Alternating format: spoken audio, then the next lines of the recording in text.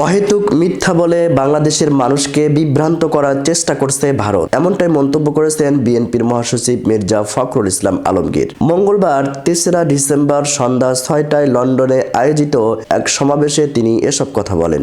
মহান স্বাধীনতা দিবস উপলক্ষে যুক্তরাজ্যে বিএনপির এ সমাবেশের আয়োজন করে। মির্জা ফখরুল বলেন, আমাদের আগরতলা কনসুলেটে হামলা করেছে, কলকাতায় হামলা হয়েছে, আমাদেরকে অত্যন্ত সতর্কতার সঙ্গে আগামীর সময় পার করতে হবে। বিএনপির মহাসচিব বলেন, ভারত অতীতে বাংলাদেশের জনগণের সঙ্গে যে ভুল করেছে সেটিকে তারা কাটিয়ে ওঠার চেষ্টা করবে, পাশাপাশি বর্তমানে যে কার্যকলাপ করেছে তা বন্ধ করবে। শেখ হাসিনা সরকারের সমালোচনা করে তিনি বলেন, অন্তর্বর্তী সরকারের শ্বেতপত্র প্রণয়ন কমিটির চূড়ান্ত প্রতিবেদনে বলা হয়েছে, প্রতি বছর গড়ে প্রায় 16 বিলিয়ন মার্কিন ডলার অবৈধভাবে পাচার হয়েছে। চিন্তা করা যায়, একটা দেশের সরকার তার দেশের সম্পদ এভাবে লুট করে নিয়ে যেতে পারে।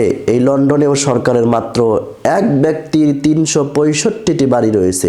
বিএনপির এই নেতা বলেন, সব প্রতিষ্ঠান তারা ধ্বংস করে দিয়েছিল, নির্বাচন ব্যবস্থা ধ্বংস করে দিয়েছে, তিনটি নির্বাচন জোর করে দখল করে নিয়েছিল। মির্জা ফখরুল আরো বলেন, আমরা তারেক রহমানকে আর এখানে লন্ডনে রাখতে চাই না। দেশের মানুষ তার জন্য অপেক্ষা করছে।